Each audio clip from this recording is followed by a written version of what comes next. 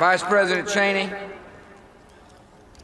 Mr. Chief Justice, President Carter, President Bush, President Clinton, members of the United States Congress, Reverend clergy, distinguished guests, fellow citizens.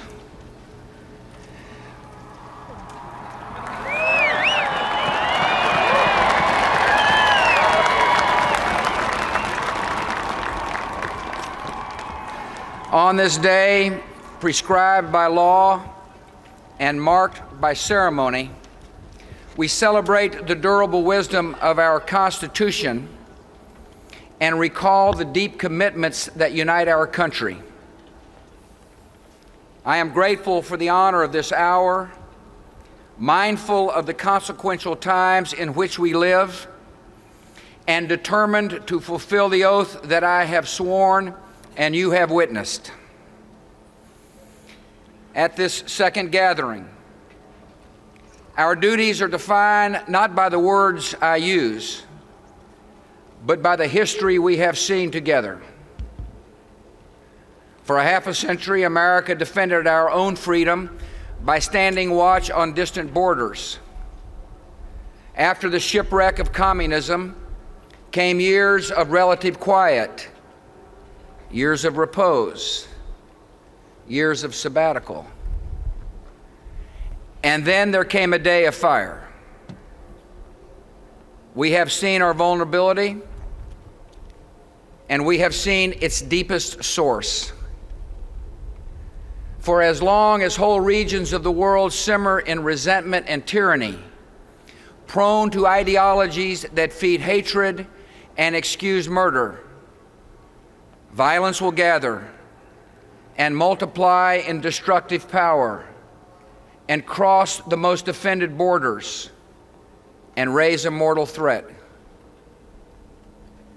There is only one force of history that can break the reign of hatred and resentment and expose the pretensions of tyrants and reward the hopes of the decent and tolerant, and that is the force of human freedom.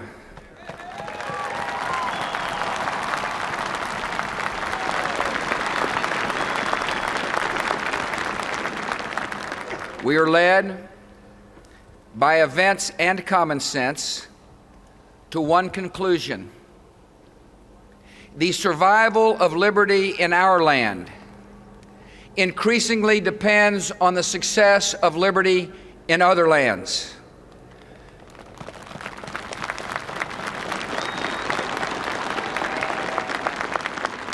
The best hope for peace in our world is the expansion of freedom in all the world.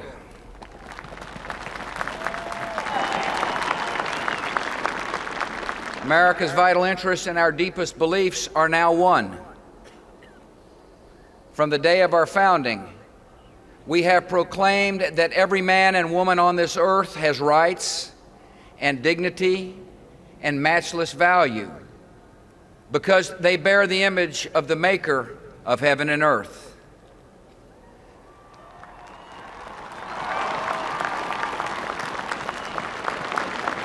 Across the generations, we have proclaimed the imperative of self-government because no one is fit to be a master and no one deserves to be a slave.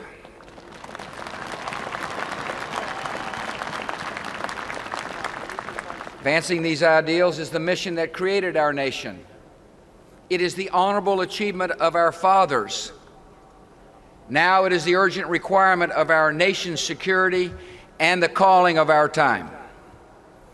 So it is the policy of the United States to seek and support the growth of democratic movements and institutions in every nation and culture with the ultimate goal of ending tyranny in our world.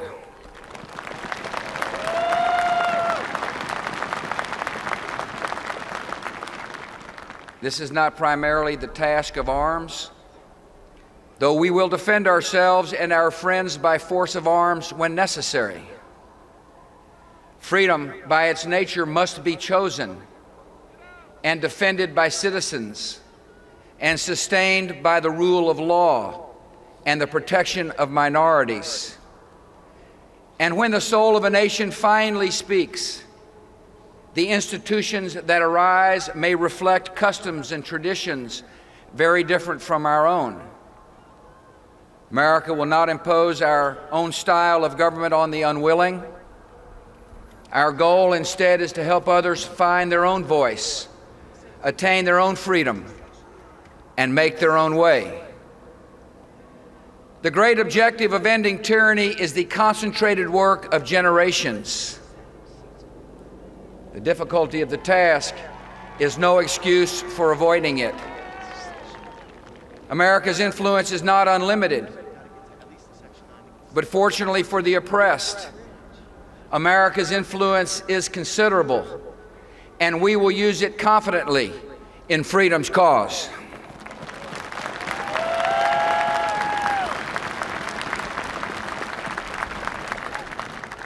My most solemn duty is to protect this nation and its people from further attacks and emerging threats.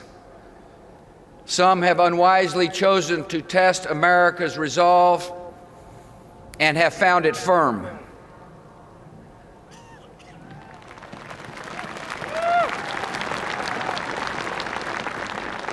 We will persistently clarify the choice before every ruler in every nation.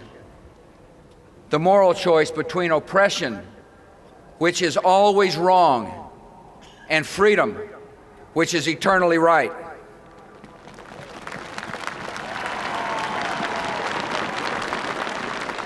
America will not pretend that jailed dissidents prefer their chains, or that women welcome humiliation and servitude, or that any human being aspires to live at the mercy of bullies.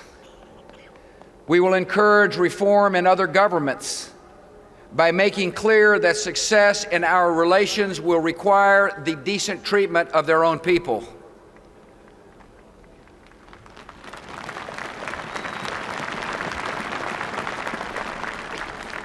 America's belief in human dignity will guide our policies. Yet rights must be more than the grudging concessions of dictators. They are secured by free dissent and the participation of the governed. In the long run, there is no justice without freedom, and there can be no human rights without human liberty.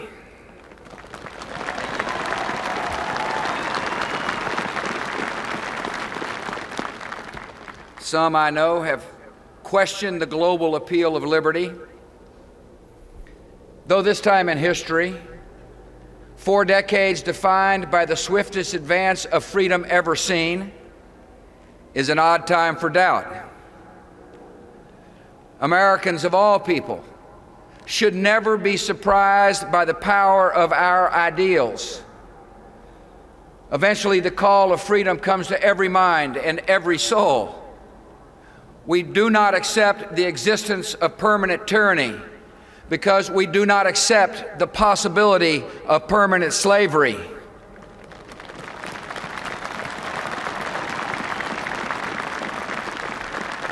Liberty will come to those who love it.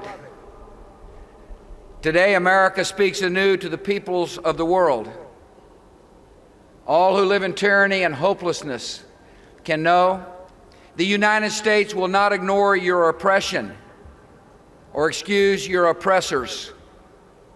When you stand for your liberty, we will stand with you.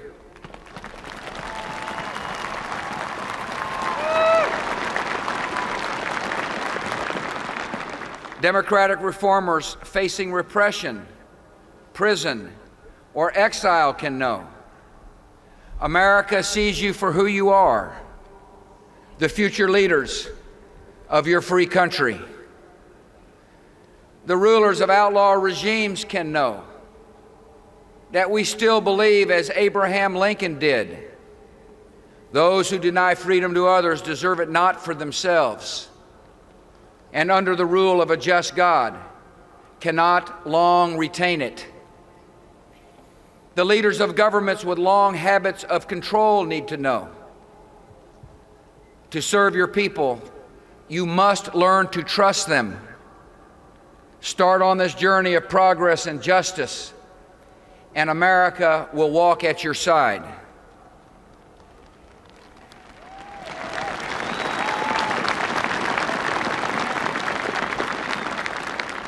And all the allies of the United States can know.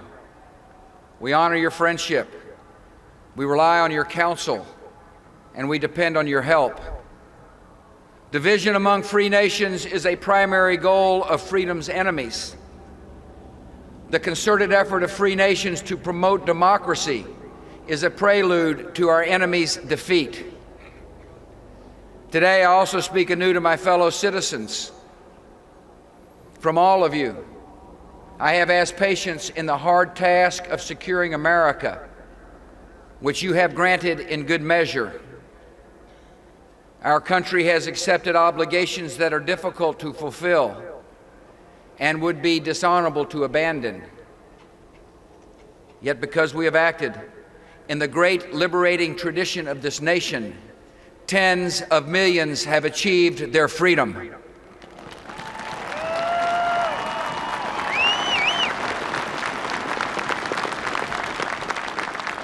And as hope kindles hope, millions more will find it.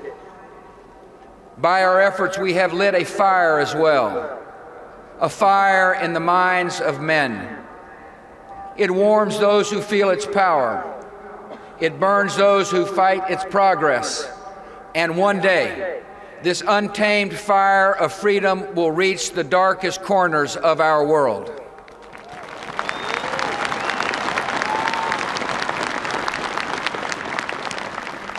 Few Americans have accepted the hardest duties in this cause. In the quiet work of intelligence and diplomacy, the idealistic work of helping raise up free governments, the dangerous and necessary work of fighting our enemies. Some have shown their devotion to our country in deaths that honored their whole lives, and we will always honor their names and their sacrifice.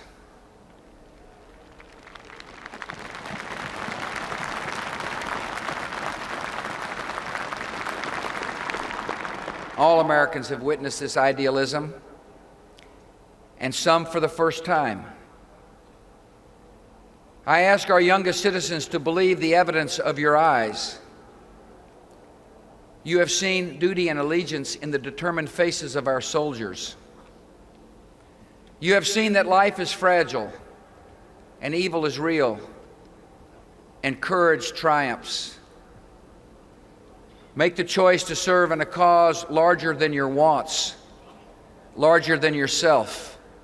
And in your days you will add not just to the wealth of our country, but to its character.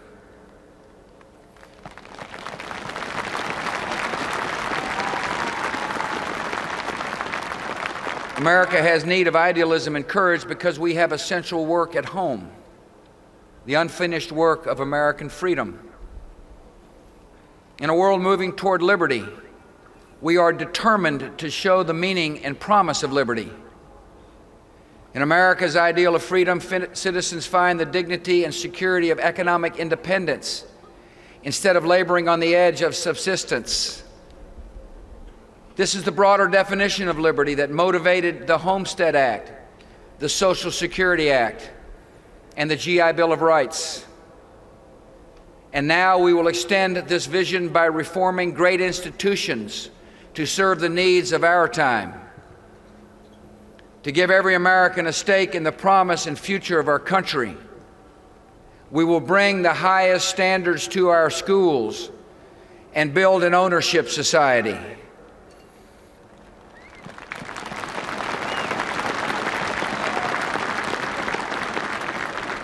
We will widen the ownership of homes and businesses, retirement savings, and health insurance, preparing our people for the challenges of life in a free society. By making every citizen an agent of his or her own destiny, we will give our fellow Americans greater freedom from want and fear, and make our society more prosperous and just and equal.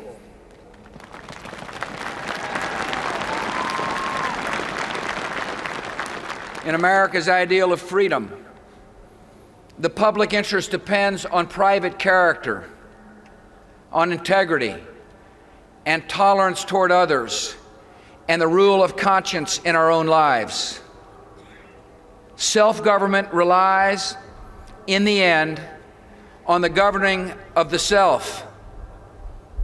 That edifice of character is built in families, supported by communities with standards, and sustained in our national life by the truths of Sinai, the Sermon on the Mount, the words of the Quran, and the varied faiths of our people. Americans move forward in every generation by reaffirming all that is good and true that came before, ideals of justice and conduct that are the same yesterday, today, and forever.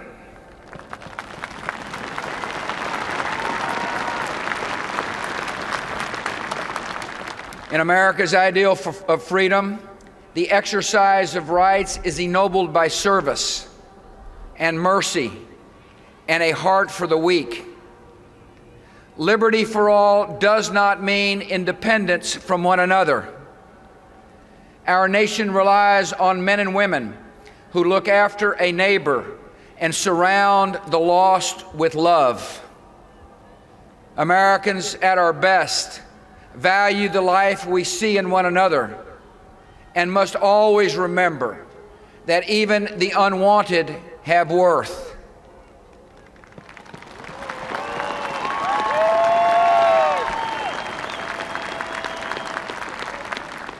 And our country must abandon all the habits of racism, because we cannot carry the message of freedom and the baggage of bigotry at the same time.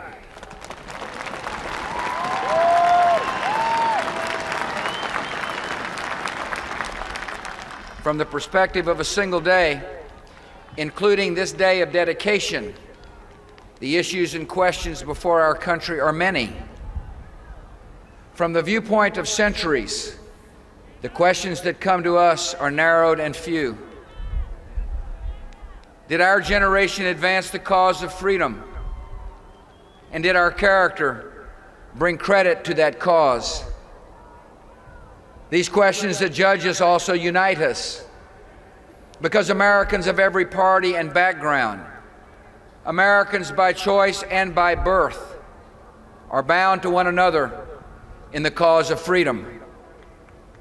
We have known divisions which must be healed to move forward in great purposes, and I will strive in good faith to heal them.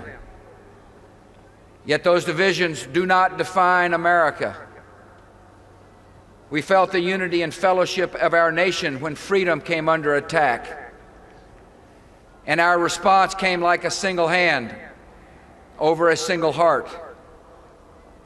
And we can feel that same unity and pride whenever America acts for good, and the victims of disaster are given hope, and the unjust encounter justice, and the captives are set free.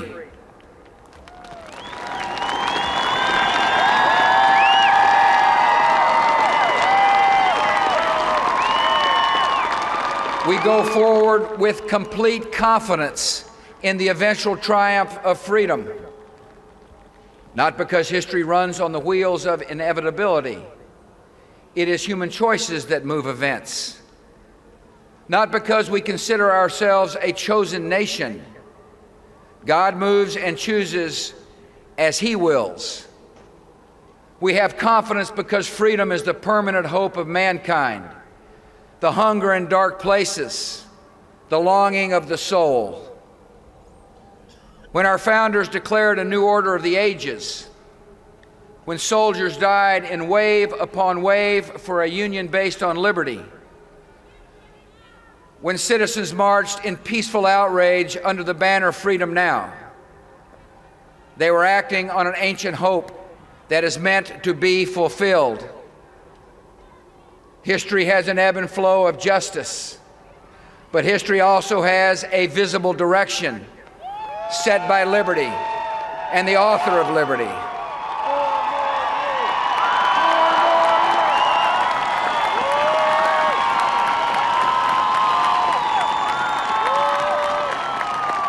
When the Declaration of Independence was first read in public and the Liberty Bell was sounded in celebration, a witness said it rang as if it meant something. In our time, it means something still.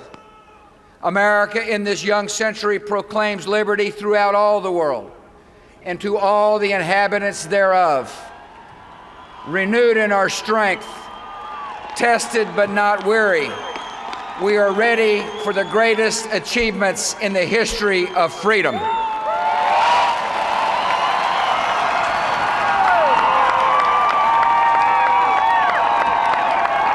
God bless you, and may He watch over the United States of America.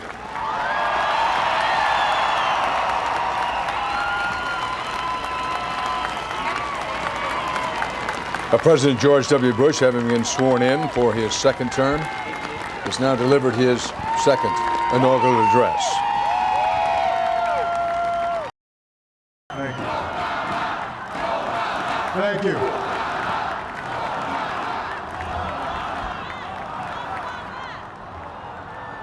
My fellow citizens, I stand here today humbled by the task before us, grateful for the trust you've bestowed, mindful of the sacrifices borne by our ancestors. I thank President Bush for his service to our nation.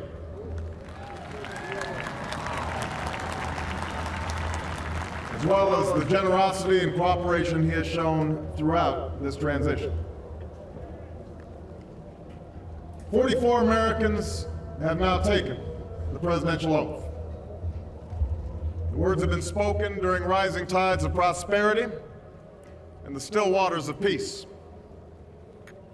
Yet, every so often, the oath is taken amidst gathering clouds and raging storms. At these moments, America has carried on not simply because of the skill or vision of those in high office, but because we, the people, have remained faithful to the ideals of our forebears and true to our founding documents. So it has been, so it must be with this generation of Americans. That we are in the midst of crisis is now well understood. Our nation is at war against a far-reaching network of violence and hatred. Our economy is badly weakened, a consequence of greed and irresponsibility on the part of some, but also our collective failure to make hard choices and prepare the nation for a new age. Homes have been lost, jobs shed, businesses shuttered. Our health care is too costly, our schools fail too many, and each day brings further evidence that the ways we use energy strengthen our adversaries and threaten our planet. These are the indicators of crisis, subject to data and statistics. Less measurable, but no less profound, is a sapping of confidence across our land. A nagging fear that America's decline is inevitable, that the next generation must lower its sights. Today, I say to you that the challenges we face are real. They are serious and they are many. They will not be met easily or in a short span of time. But know this, America, they will be met.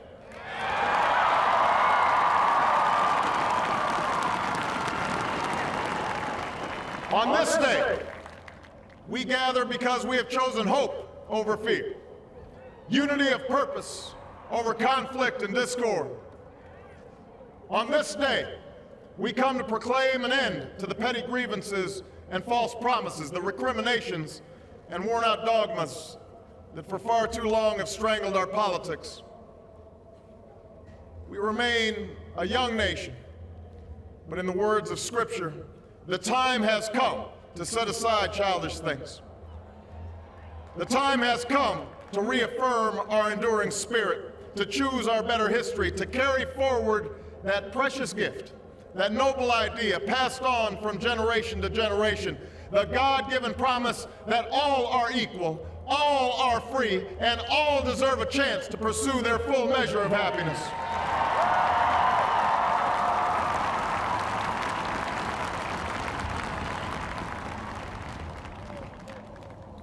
In reaffirming the greatness of our nation, we understand that greatness is never a given.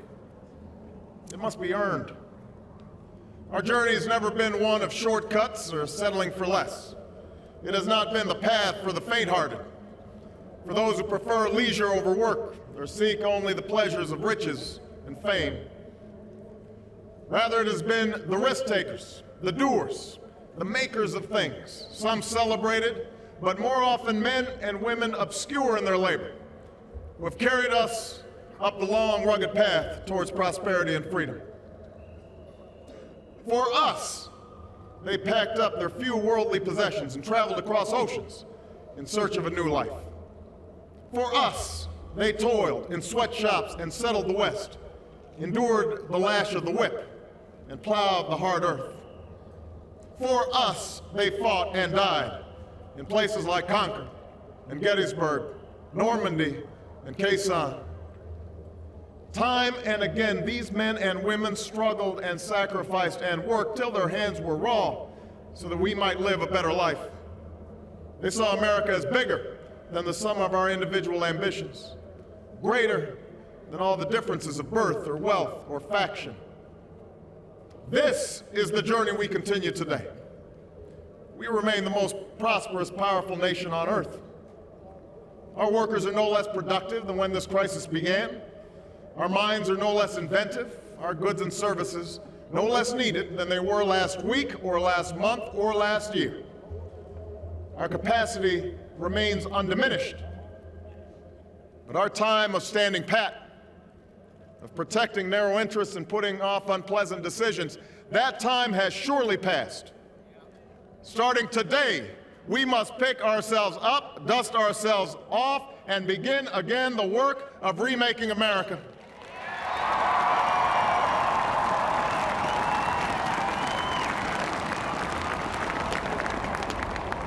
For everywhere we look, there is work to be done. The state of our economy calls for action, bold and swift, and we will act, not only to create new jobs, but to lay a new foundation for growth. We will build the roads and bridges, the electric grids and digital lines that feed our commerce and bind us together. We will restore science to its rightful place and wield technology's wonders to raise healthcare's quality and lower its cost. We will harness the sun and the winds and the soil to fuel our cars and run our factories, and we will transform our schools and colleges and universities to meet the demands of a new age. All this we can do. All this we will do. Now, there are some who question the scale of our ambitions, who suggest that our system cannot tolerate too many big plans. Their memories are short, for they have forgotten what this country has already done, what free men and women can achieve when imagination is joined to common purpose and necessity to courage. What the cynics fail to understand is that the ground has shifted beneath them, that the stale political arguments that have consumed us for so long no longer apply.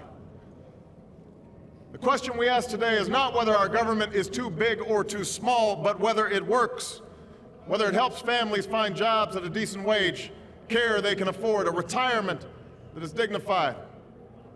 Where the answer is yes, we intend to move forward.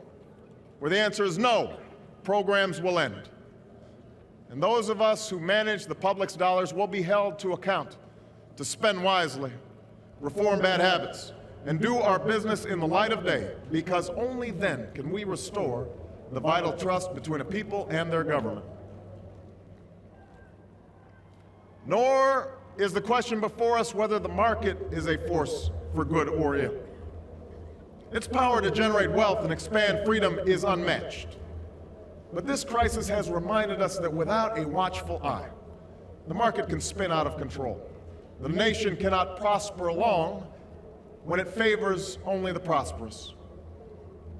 The success of our economy has always depended not just on the size of our gross domestic product, but on the reach of our prosperity, on the ability to extend opportunity to every willing heart.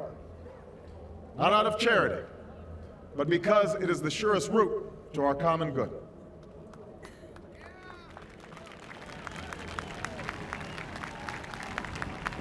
As for our common defense, we reject as false the choice between our safety and our ideals. Our founding fathers, faced with perils that we can scarcely imagine, drafted a charter to assure the rule of law and the rights of man, a charter expanded by the blood of generations. Those ideals still light the world, and we will not give them up for expedience' sake. And so, to all the other peoples and governments who are watching today, from the grandest capitals to the small village where my father was born, know that America is a friend of each nation and every man, woman, and child who seeks a future of peace and dignity, and we are ready to lead once more.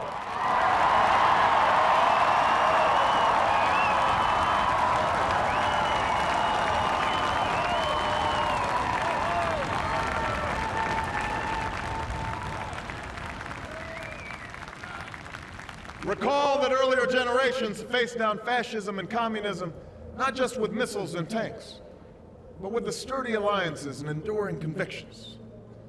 They understood that our power alone cannot protect us, nor does it entitle us to do as we please. Instead, they knew that our power grows through its prudent use. Our security emanates from the justness of our cause, the force of our example, the tempering qualities of humility and restraint. We are the keepers of this legacy. Guided by these principles once more, we can meet those new threats that demand even greater effort, even greater cooperation and understanding between nations. We will begin to responsibly leave Iraq to its people and forge a hard-earned peace in Afghanistan.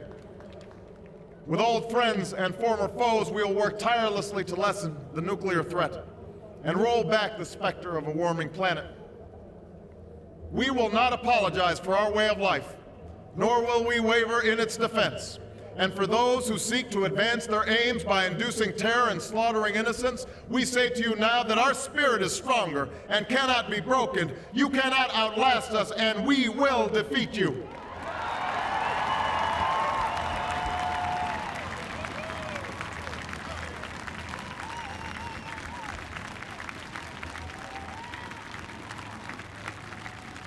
For we know that our patchwork heritage is a strength, not a weakness.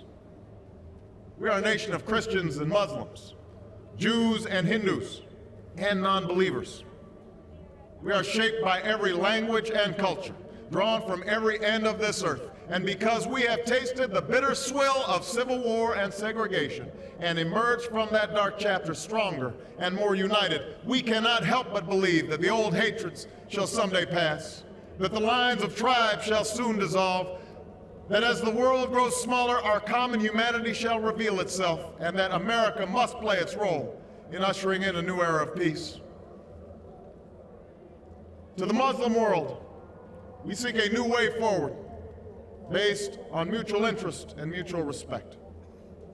To those leaders around the globe who seek to sow conflict or blame their society's ills on the West, know that your people will judge you on what you can build, not what you destroy.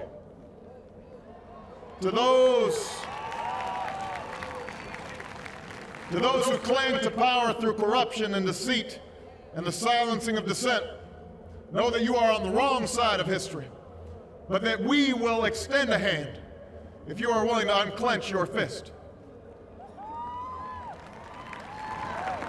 To the people of poor nations, we pledge to work alongside you to make your farms flourish and let clean waters flow, to nourish starved bodies and feed hungry minds. And to those nations like ours that enjoy relative plenty, we say we can no longer afford indifference to the suffering outside our borders, nor can we consume the world's resources without regard to effect. For the world has changed, and we must change with it.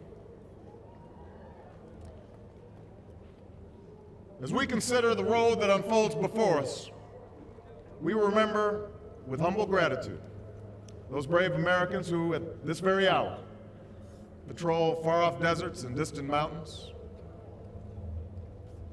They have something to tell us, just as the fallen heroes who lie in Arlington whisper through the ages. We honor them not only because they are the guardians of our liberty, but because they embody the spirit of service, a willingness to find meaning in something greater than themselves. And yet, at this moment, a moment that will define a generation, it is precisely this spirit that must inhabit us all. For as much as government can do and must do, it is ultimately the faith and determination of the American people upon which this nation relies. It is the kindness to take in a stranger when the levees break, the selflessness of workers who would rather cut their hours than see a friend lose their job, which sees us through our darkest hours. It is the firefighter's courage to storm a stairway filled with smoke, but also a parent's willingness to nurture a child that finally decides our fate. Our challenges may be new. The instruments with which we meet them may be new. But those values upon which our success depends, honesty and hard work, courage and fair play, tolerance and curiosity, loyalty and patriotism, these things are old. These things are true. They have been the quiet force of progress throughout our history.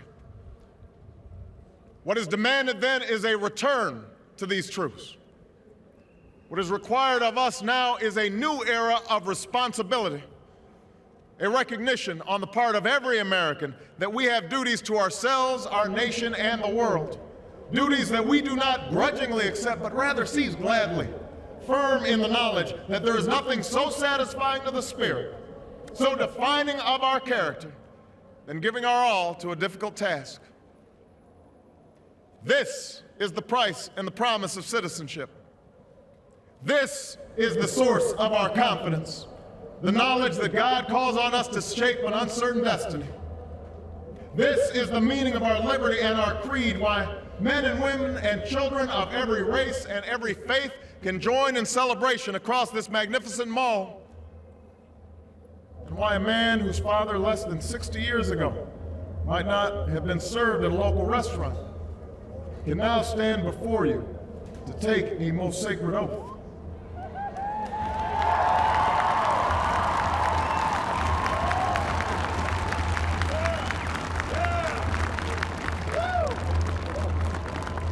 So let us mark this day with remembrance of who we are and how far we have traveled. In the year of America's birth, in the coldest of months, a small band of patriots huddled by dying campfires on the shores of an icy river.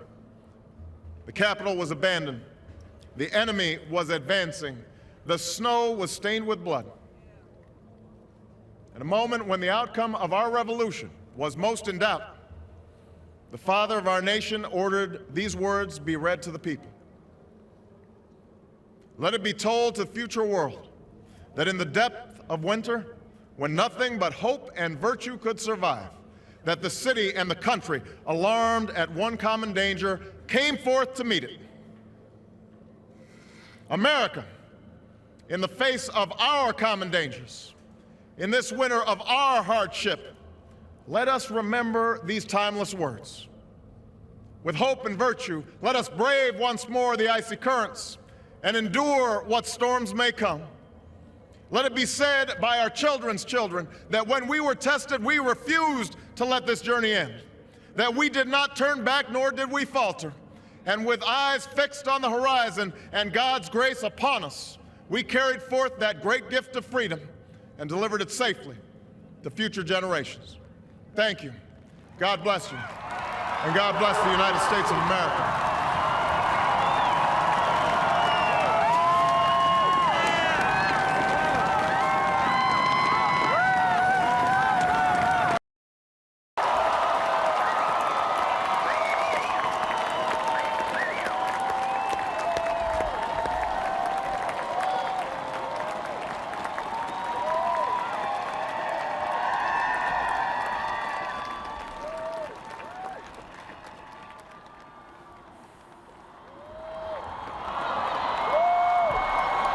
Thank you.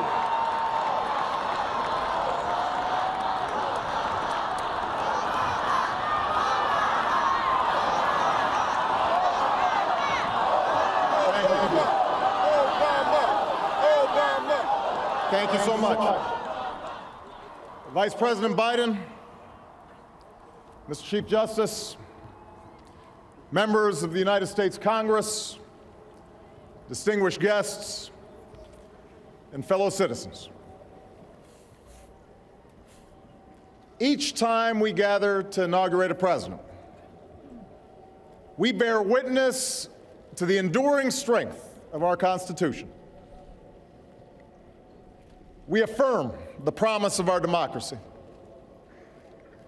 We recall that what binds this nation together is not the colors of our skin or the tenets of our faith or the origins of our names. What makes us exceptional, what makes us American, is our allegiance to an idea articulated in a declaration made more than 2 centuries ago. We hold these truths to be self-evident, that all men are created equal,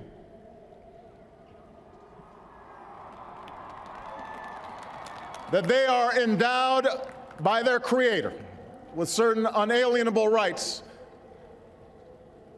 that among these are life, liberty, and the pursuit of happiness. Today, we continue a never-ending journey to bridge the meaning of those words with the realities of our time. For history tells us that while these truths may be self-evident, they have never been self-executing. That while freedom is a gift from God, it must be secured by His people here on earth. The patriots of 1776 did not fight to replace the tyranny of a king with the privileges of a few or the rule of a mob. They gave to us a republic, a government of and by and for the people, entrusting each generation to keep safe our founding creed. And for more than 200 years we have. Through blood drawn by lash and blood drawn by sword, we learned that no union founded on the principles of liberty and equality could survive half slave and half free. We made ourselves anew and vowed to move forward together. Together, we determined that a modern economy requires railroads and highways to speed travel and commerce, schools and colleges to train our workers. Together, we discovered that a free market only thrives when there are rules to ensure competition and fair play. Together, we resolved that a great nation must care for the vulnerable and protect its people from life's worst hazards and misfortune. Through it all, we have never relinquished our skepticism of central authority, nor have we succumbed to the fiction that all society's ills can be cured through government alone. Our celebration of initiative and enterprise, our insistence on hard work and personal responsibility, these are constants in our character. But we have always understood that when times change, so must we. that fidelity to our founding principles requires new responses to new challenges, that preserving our individual freedoms ultimately requires collective action. For the American people can no more meet the demands of today's world by acting alone than American soldiers could have met the forces of fascism or communism with muskets and militias. No single person can train all the math and science teachers we'll need to equip our children for the future, or build the roads and networks and research labs that will bring new jobs and businesses to our shores. Now, more than ever, we must do these things together as one nation and one people.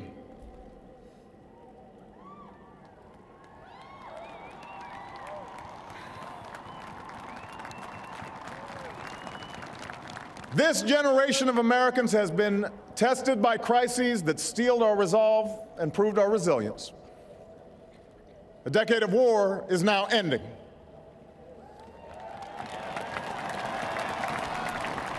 An economic recovery has begun. America's possibilities are limitless, for we possess all the qualities that this world without boundaries demands: youth and drive, diversity and openness, an endless capacity for risk, and a gift for reinvention. My fellow Americans, we are made for this moment, and we will seize it so long as we seize it together.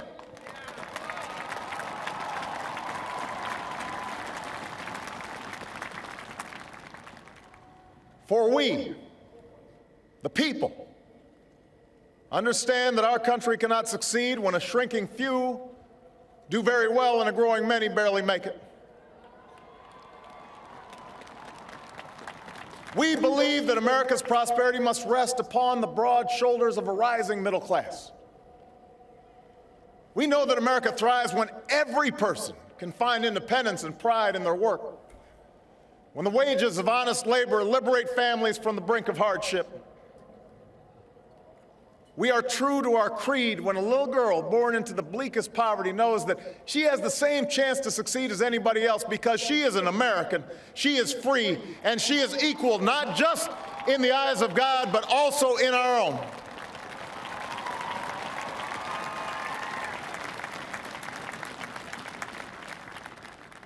We understand that outworn programs are inadequate to the needs of our time. So we must harness new ideas and technology to remake our government, revamp our tax code, reform our schools, and empower our citizens with the skills they need to work harder, learn more, reach higher.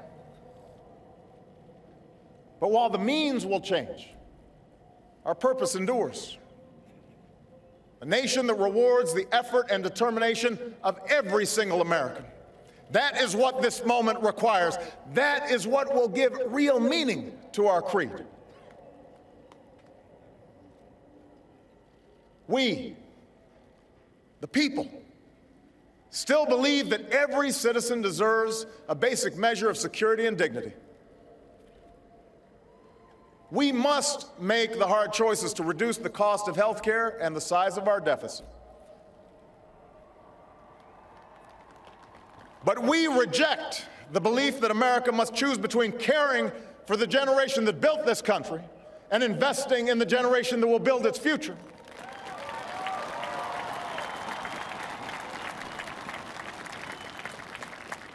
For we remember the lessons of our past, when twilight years were spent in poverty and parents of a child with a disability had nowhere to turn. We do not believe that in this country freedom is reserved for the lucky or happiness for the few. We recognize that no matter how responsibly we live our lives, any one of us, at any time, may face a job loss or a sudden illness or a home swept away in a terrible storm. The commitments we make to each other through Medicare and Medicaid and Social Security, these things do not sap our initiative, they strengthen us. They do not make us a nation of takers, they free us to take the risks that make this country great.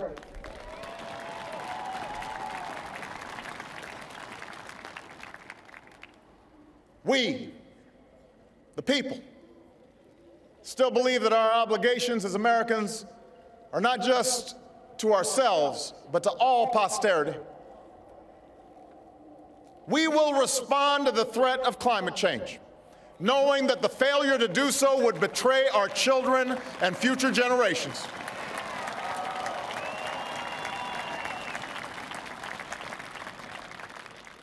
Some may still deny the overwhelming judgment of science, but none can avoid the devastating impact of raging fires and crippling drought and more powerful storms. The path towards sustainable energy sources will be long and sometimes difficult. But America cannot resist this transition. We must lead it. We cannot cede to other nations the technology that will power new jobs and new industries. We must claim its promise. That's how we will maintain our economic vitality and our national treasure. Our forests and waterways, our croplands and snow-capped peaks. That is how we will preserve our planet, commanded to our care by God. That's what will lend meaning to the creed our fathers once declared. We, the people, still believe that enduring security and lasting peace do not require perpetual war.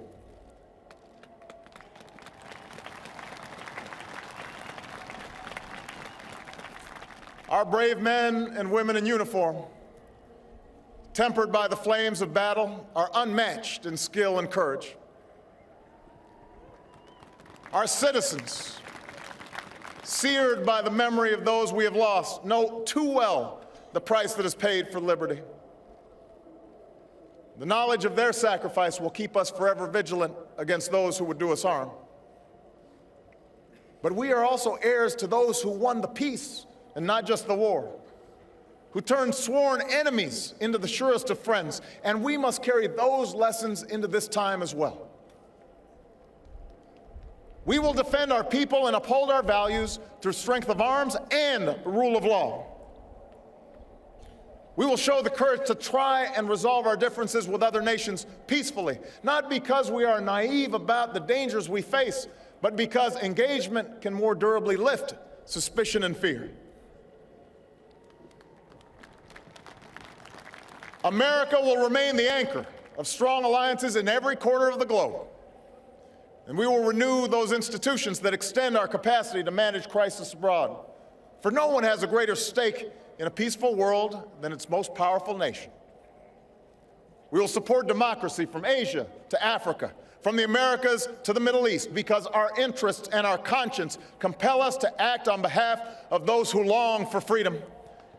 And we must be a source of hope to the poor, the sick, the marginalized, the victims of prejudice, not out of mere charity, but because peace in our time requires the constant advance of those principles that our common creed describes: tolerance and opportunity, human dignity, and justice.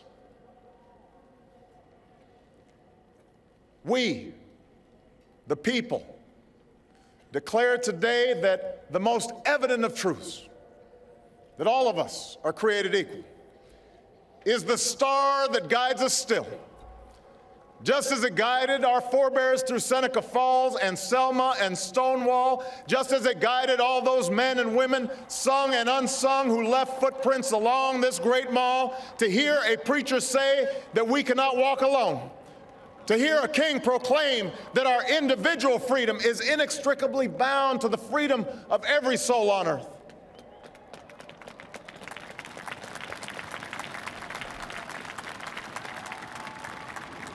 It is now our generation's task to carry on what those pioneers began. For our journey is not complete until our wives, our mothers, and daughters can earn a living equal to their efforts.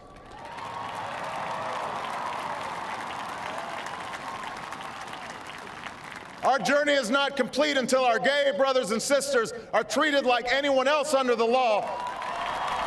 For if we are truly created equal, then surely the love we commit to one another must be equal as well. Our journey is not complete until no citizen is forced to wait for hours to exercise the right to vote.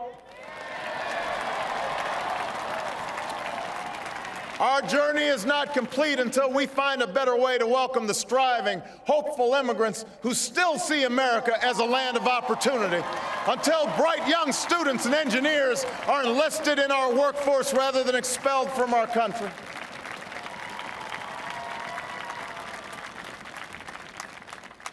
Our journey is not complete until all our children, from the streets of Detroit to the hills of Appalachia to the quiet lanes of Newtown, know that they are cared for and cherished and always safe from harm. That is our generation's task, to make these words, these rights, these values of life and liberty and the pursuit of happiness real for every American. Being true to our founding documents does not require us to agree on every contour of life. It does not mean we all define liberty in exactly the same way or follow the same precise path to happiness. Progress does not compel us to settle centuries-long debates about the role of government for all time, but it does require us to act in our time.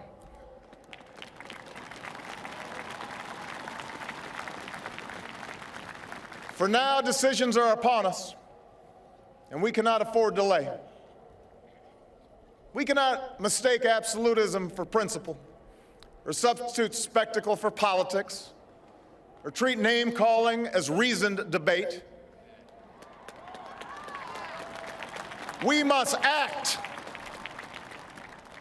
We must act knowing that our work will be imperfect. We must act knowing that today's victories will be only partial, and that it will be up to those who stand here in 4 years, and 40 years, and 400 years hence to advance the timeless spirit once conferred to us in a spare Philadelphia hall.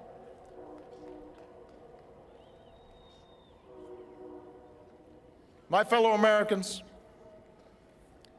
the oath I have sworn before you today, like the one recited by others who serve in this Capitol, was an oath to God and country, not party or faction. And we must faithfully execute that pledge during the duration of our service.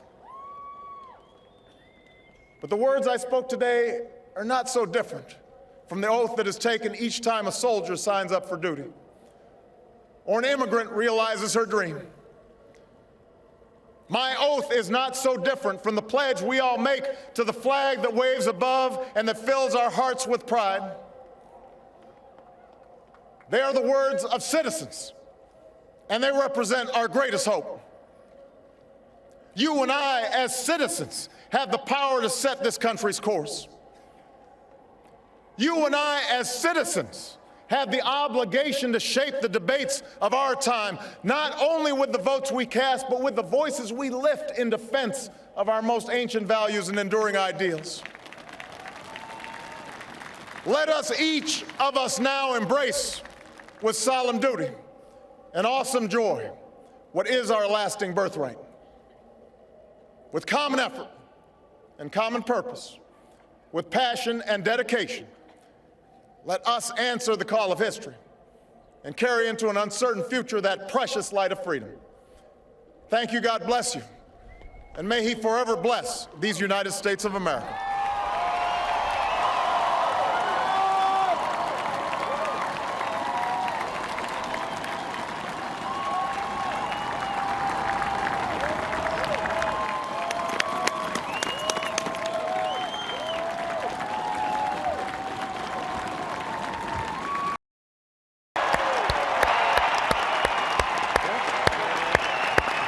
Did I get that one right, Tony?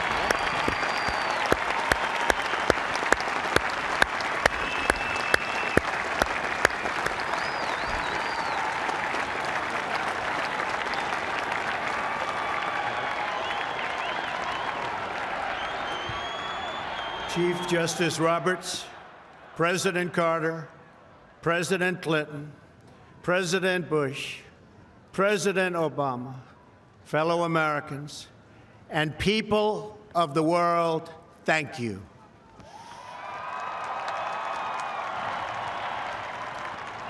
We, the citizens of America, are now joined in a great national effort to rebuild our country and restore its promise for all of our people. Together, we will determine the course of America and the world for many, many years to come. We will face challenges. We will confront hardships, but we will get the job done. Every 4 years, we gather on these steps to carry out the orderly and peaceful transfer of power.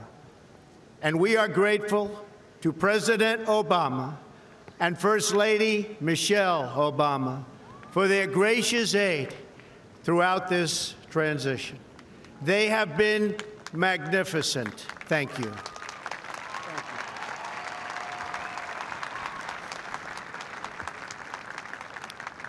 Today's ceremony, however, has very special meaning, because today we are not merely transferring power from one administration to another or from one party to another, but we are transferring power from Washington, D.C., and giving it back to you, the people.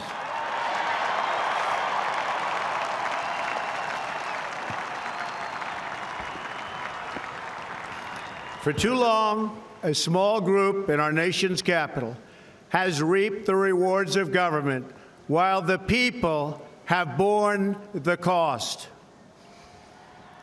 Washington flourished, but the people did not share in its wealth. Politicians prospered, but the jobs left and the factories closed. The establishment protected itself, but not the citizens of our country. Their victories have not been your victories. Their triumphs have not been your triumphs. And while they celebrated in our nation's capital, there was little to celebrate for struggling families all across our land.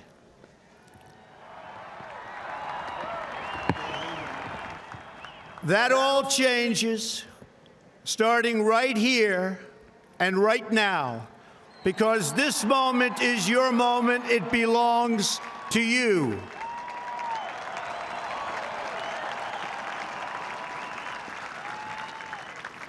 It belongs to everyone gathered here today and everyone watching all across America. This is your day. This is your celebration. And this, the United States of America, is your country.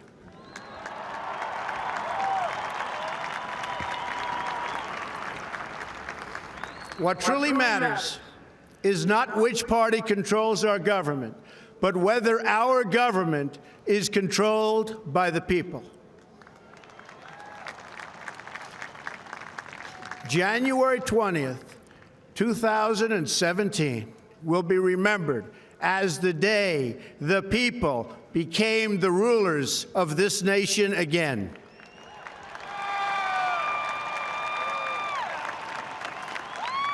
The forgotten men and women of our country will be forgotten no longer. Everyone is listening to you now. You came by the tens of millions to become part of a historic movement, the likes of which the world has never seen before. At the center of this movement is a crucial conviction that a nation exists to serve its citizens. Americans want great schools for their children, safe neighborhoods for their families, and good jobs for themselves. These are just and reasonable demands of righteous people and a righteous public. But for too many of our citizens, a different reality exists. Mothers and children trapped in poverty in our inner cities, rusted out factories scattered like tombstones across the landscape of our nation, an education system flush with cash, but which leaves our young and beautiful students deprived of all knowledge. And the crime, and the gangs, and the drugs that have stolen too many lives and robbed our country of so much unrealized potential. This American carnage stops right here and stops right now.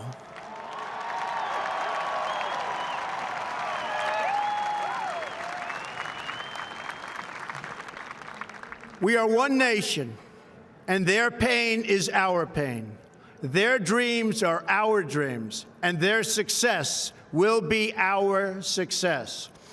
We share one heart, one home, and one glorious destiny. The oath of office I take today is an oath of allegiance to all Americans.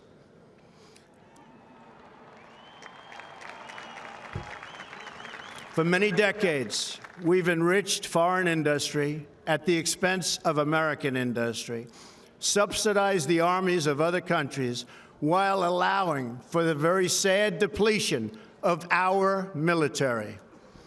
We've defended other nations' borders while refusing to defend our own.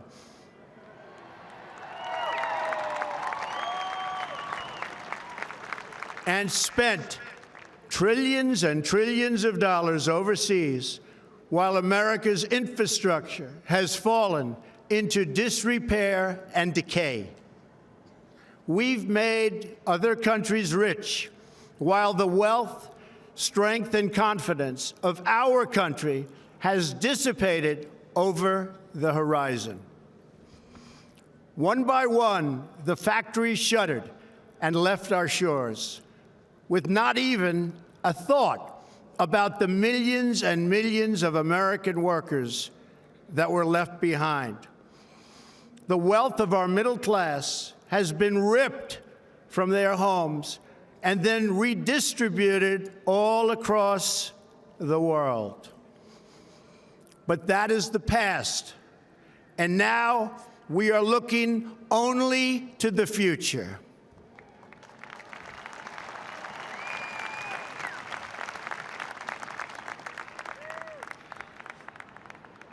We assembled here today are issuing a new decree to be heard in every city, in every foreign capital, and in every hall of power. From this day forward, a new vision will govern our land. From this day forward, it's going to be only America first. America first.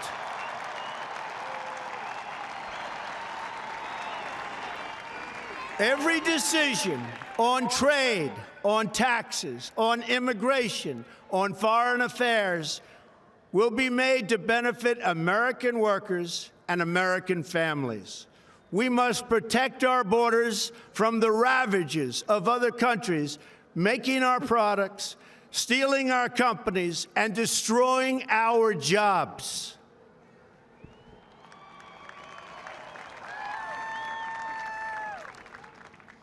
Protection will lead to great prosperity and strength. I will fight for you with every breath in my body, and I will never, ever let you down.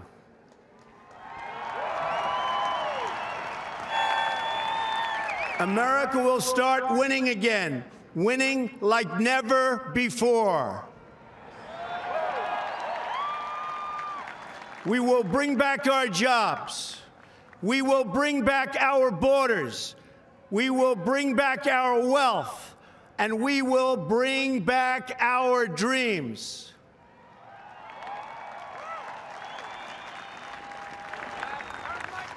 We will build new roads and highways and bridges and airports and tunnels and railways all across our wonderful nation. We will get our people off of welfare and back to work, rebuilding our country with American hands and American labor. We will follow two simple rules: buy American and hire American. We will seek friendship and goodwill with the nations of the world, but we do so with the understanding that it is the right of all nations to put their own interests first. We do not seek to impose our way of life on anyone, but rather to let it shine as an example. We will shine for everyone to follow. We will reinforce old alliances and form new ones and unite the civilized world against radical Islamic terrorism, which we will eradicate completely from the face of the earth.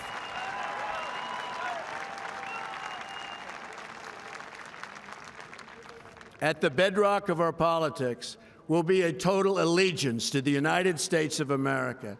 And through our loyalty to our country, we will rediscover our loyalty to each other. When you open your heart to patriotism, there is no room for prejudice.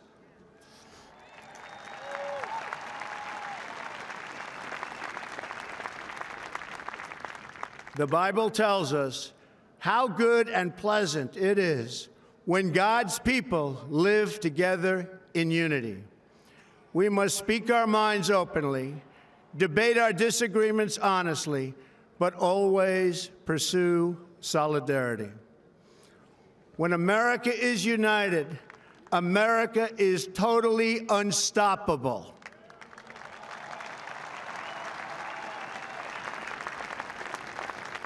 There should be no fear. We are protected, and we will always be protected. We will be protected by the great men and women of our military and law enforcement. And most importantly, we will be protected by God.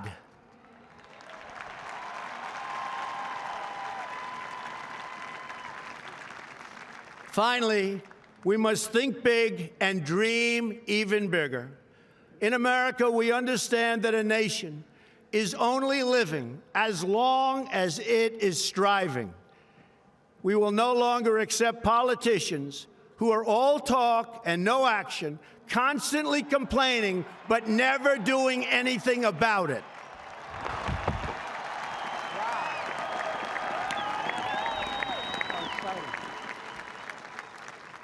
The time for empty talk is over. Now arrives the hour of action.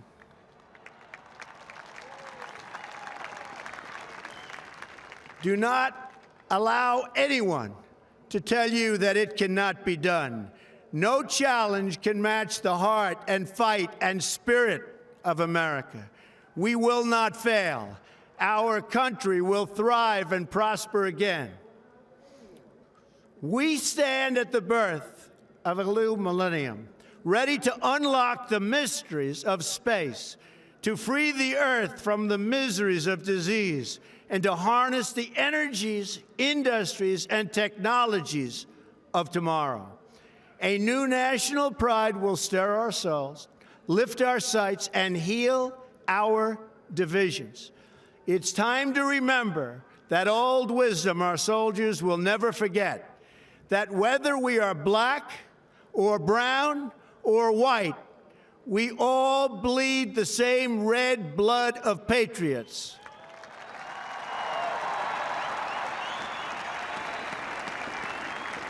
We all enjoy the same glorious freedoms, and we all salute the same great American flag.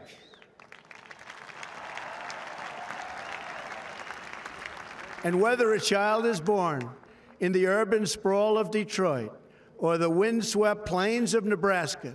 They look up at the same night sky, they fill their heart with the same dreams, and they are infused with the breath of life by the same Almighty Creator.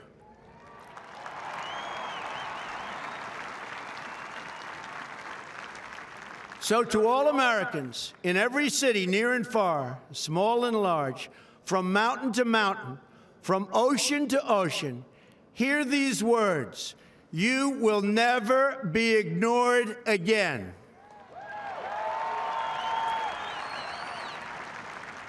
Your voice, your hopes, and your dreams will define our American destiny.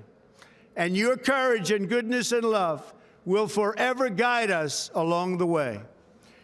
Together, we will make America strong again. We will make America wealthy again. We will make America proud again. We will make America safe again. And yes, together, we will make America great again. Thank you, God bless you, and God bless America. Thank you. God bless America.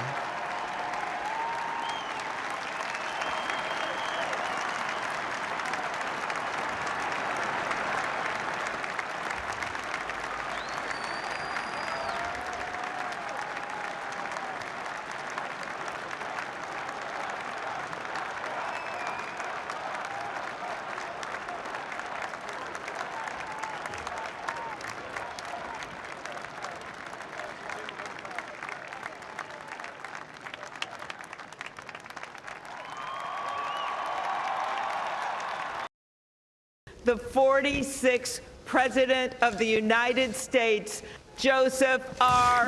Biden Jr. That's nice. I love that couple speak. Yes, I love that. I love that. That was really nice. Gail, say what you just said, couple speak. Yeah, we just saw Dr. Jill Biden put her hands on her husband's shoulders. Like, yes, good job. Good job, honey. She knows more than anybody else. Vice President Harris, Speaker Pelosi, Leader Schumer, Leader McConnell, Vice President Pence, and my distinguished guests, my fellow Americans. This is America's day. This is democracy's day, a day of history and hope, of renewal and resolve. Through a crucible for the ages, America has been tested anew, and America has risen to the challenge. Today, we celebrate the triumph not of a candidate, but of a cause, the cause of democracy. The people, the will of the people has been heard, and the will of the people has been heeded. We've learned again that democracy is precious. Democracy is fragile. And at this hour, my friends, democracy has prevailed.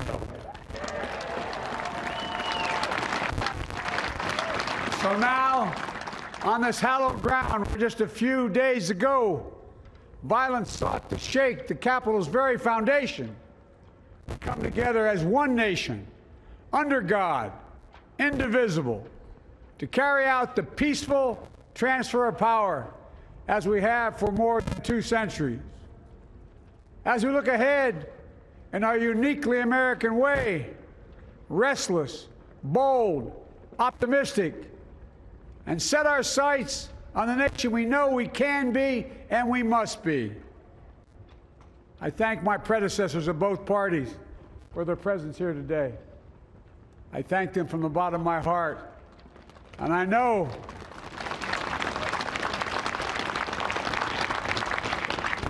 the resilience of our Constitution and the strength of our nation, as does President Carter, who I spoke with last night, who cannot be with us today, but whom we salute for his lifetime in service. I've just taken the sacred oath each of those patriots have taken, the oath first sworn by George Washington. But the American story depends not on any one of us, not on some of us, but on all of us, on we the people who seek a more perfect union. This is a great nation. We are good people. And over the centuries, through storm and strife, in peace and in war, we've come so far, but we still have far to go. We'll press forward with speed and urgency, for we have much to do in this winter of peril and significant possibilities. Much to repair, much to restore, much to heal, much to build, and much to gain. Few people in our nation's history have been more challenged or found a time more challenging or difficult than the time we're in now. Once-in-a-century virus that silently stalks the country has taken as many lives in 1 year as America lost in all of World War II. Millions of jobs have been lost. Hundreds of thousands of businesses closed. A cry for racial justice, some 400 years in the making, moves us. The dream of justice for all will be deferred no longer. A cry for survival comes from the planet itself, a cry that can't be any more desperate or any more clear. And now, a rise of political extremism, white supremacy, domestic terrorism, that we must confront and we will defeat. To overcome these challenges, to restore the soul and secure the future of America, requires so much more than words. It requires the most elusive of all things in a democracy: unity. Unity. In another January, on New Year's Day in 1863, Abraham Lincoln signed the Emancipation Proclamation. When he put pen to paper, the president said, and I quote, "If my name ever goes down into history, it'll be for this act, and my whole soul is in it." My whole soul is in it. Today, on this January day, my whole soul is in this, bringing America together, uniting our people, uniting our nation. And I ask every American to join me in this cause.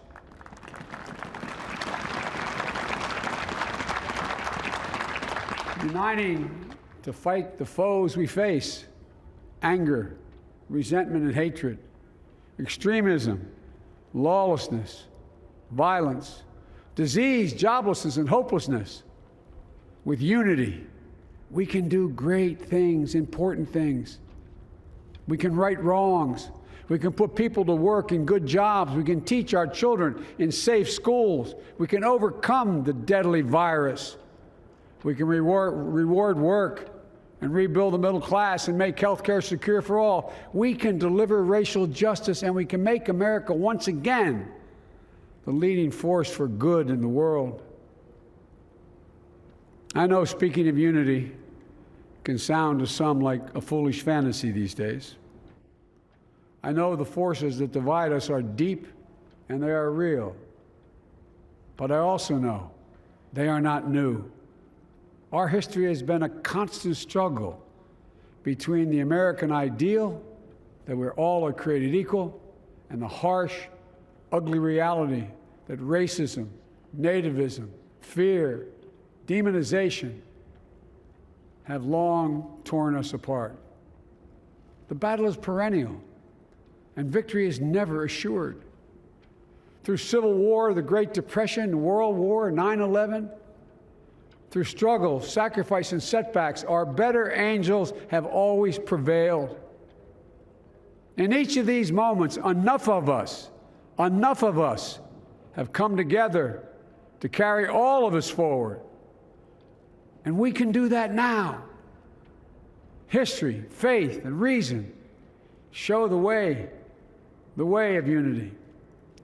We can see each other not as adversaries, but as neighbors. We can treat each other with dignity and respect. We can join forces, stop the shouting, and lower the temperature. For without unity, there is no peace, only bitterness and fury. No progress, only exhausting outrage.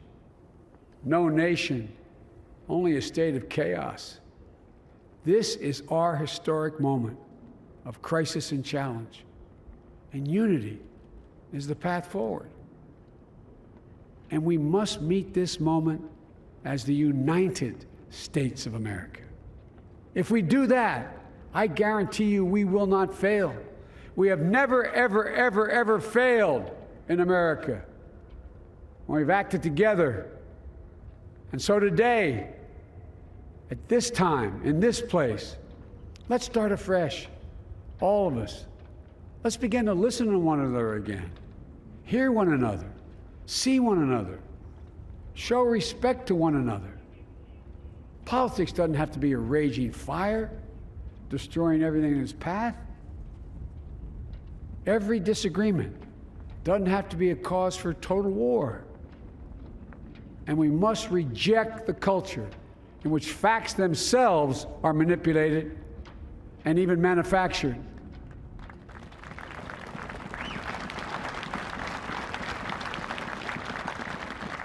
My fellow Americans, we have to be different than this. America has to be better than this. And I believe America is so much better than this. Just look around. Here we stand in the shadow of the Capitol Dome, as was mentioned earlier, completed amid the Civil War, when the Union itself was literally hanging in the balance.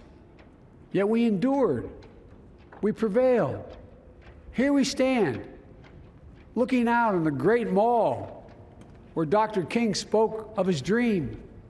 Here we stand where 108 years ago, at another inaugural, thousands of protesters tried to block brave women marching for the right to vote. And today, we mark the swearing in of the first woman in American history elected to national office, Vice President Kamala Harris. Don't tell me things can't change. Here we stand across the Potomac from Arlington Cemetery, where heroes who gave the last full measure of devotion rest in eternal peace.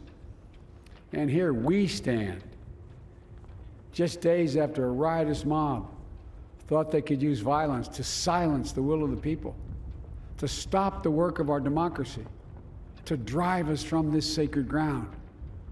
It did not happen. It will never happen. Not today, not tomorrow, not ever. Not ever.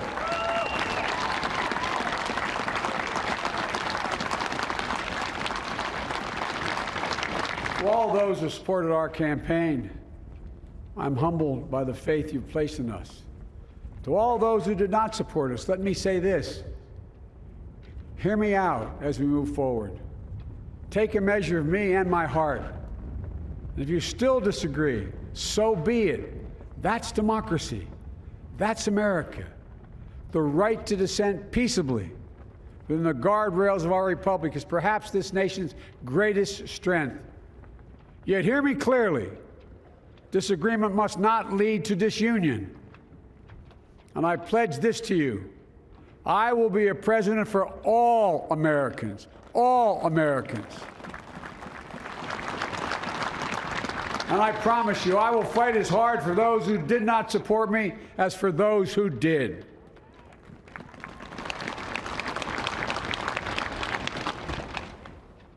Many centuries ago, St. Augustine, a saint of my church, wrote that a people was a multitude defined by the common objects of their love. Defined by the common objects of their love. What are the common objects we as Americans love that define us as Americans? I think we know. Opportunity, security, liberty, dignity, respect, honor, and yes, the truth. Recent weeks and months have taught us a painful lesson. There is truth and there are lies. Lies told for power and for profit. And each of us has a duty and a responsibility as citizens, as Americans, and especially as leaders who have pledged to honor our Constitution and protect our nation, to defend the truth and defeat the lies. Look, I understand that many of my fellow Americans view the future with fear and trepidation. I understand they worry about their jobs. I understand, like my dad, they lay at bed at night, staring at the ceiling, wondering, can I keep my health care? Can I pay my mortgage? Thinking about their families, about what comes next. I promise you, I get it. But the answer is not to turn inward, to retreat into competing factions, distrusting those who don't look like you, or worship the way you do, or don't get their news from the same sources you do. We must end this uncivil war that pits red against blue, rural versus urban, conservative versus liberal. We can do this if we open our souls instead of hardening our hearts, if we show a little tolerance and humility, and if we're willing to stand in the other person's shoes, as my mom would say, just for a moment, stand in their shoes. Because here's the thing about life. There's no accounting for what fate will deal you. Some days, when you need a hand. There are other days when we're called to lend a hand. That's how it has to be. That's what we do for one another. And if we are this way, our country will be stronger, more prosperous, more ready for the future. And we can still disagree. My fellow Americans, in the work ahead of us, we're going to need each other. We need all our strength to persevere through this dark winter. We're entering what may be the toughest and deadliest period of the virus. We must set aside politics and finally face this pandemic as one nation. One nation. And I promise you this, as the Bible says, weeping may endure for a night, but joy cometh in the morning. We will get through this together. Together.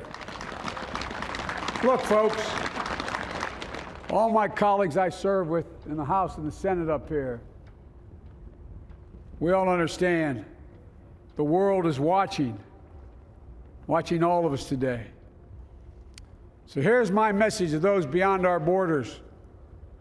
America has been tested, and we've come out stronger for it. We will repair our alliances and engage with the world once again, not to meet yesterday's challenges, but today's and tomorrow's challenges. And we'll lead not merely by the example of our power, but by the power of our example.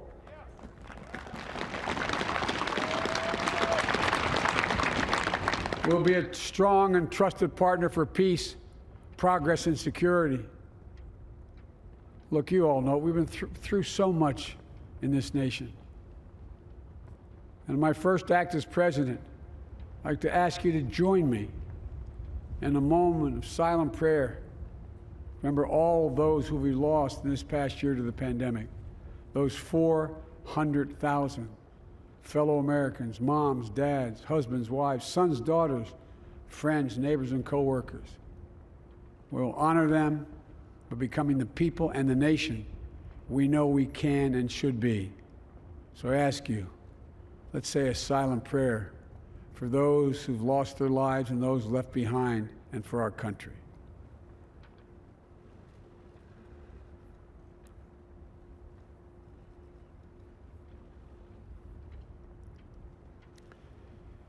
Amen. Folks, this is a time of testing. We face an attack on our democracy and on truth, a raging virus, growing inequity, the sting of systemic racism, a climate in crisis, America's role in the world. Any one of these would be enough to challenge us in profound ways. But the fact is, we face them all at once, presenting this nation with one of the gravest responsibilities we've had. Now we're going to be tested. Are we going to step up, all of us? It's time for boldness, for there's so much to do. And this is certain. I promise you, we will be judged, you and I, by how we resolve these cascading crises of our era. We will rise to the occasion is the question. Will we master this rare and difficult hour? Will we meet our obligations and pass along a new and better world to our children? I believe we must. I'm sure you do as well. I believe we will. And when we do, we'll write the next great chapter in the history of the United States of America, the American story. A story that might sound something like a song that means a lot to me. It's called American Anthem. There's one verse that stands out, at least for me, and it goes like this. The work and prayers of century have brought us to this day. What shall be our legacy? What will our children say? Let me know in my heart when my days are through. America, America, I gave my best to you. Let's us add our own work and prayers to the unfolding story of our great nation. If we do this, then when our days are through, our children and our children's children will say of us, they gave their best, they did their duty, they healed a broken land. My fellow Americans, I close the day where I began, with the sacred oath. Before God and all of you, I give you my word. I will always level with you. I will defend the Constitution. I'll defend our democracy. I'll defend America. And I'll give all of you, keep everything I do in your service, thinking not of power, but of possibilities, not of personal interest, but the public good. And together, we shall write an American story of hope, not fear, of unity, not division, of light, not darkness, a story of decency and dignity, love and healing, greatness and goodness. May this be the story that guides us, the story that inspires us, and the story that tells ages yet to come that we answered the call of history. We met the moment. Democracy and hope, truth and justice did not die on our watch but thrived. That America secured liberty at home and stood once again as a beacon to the world. That is what we owe our forebears, one another, and generation to follow. So, with purpose and resolve, we turn to those tasks of our time, sustained by faith, driven by conviction, and devoted to one another and the country we love with all our hearts. May God bless America, and may God protect our troops. Thank you, America.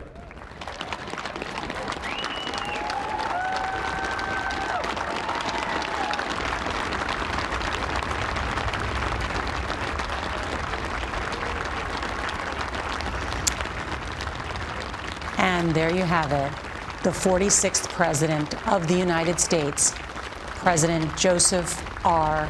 Biden.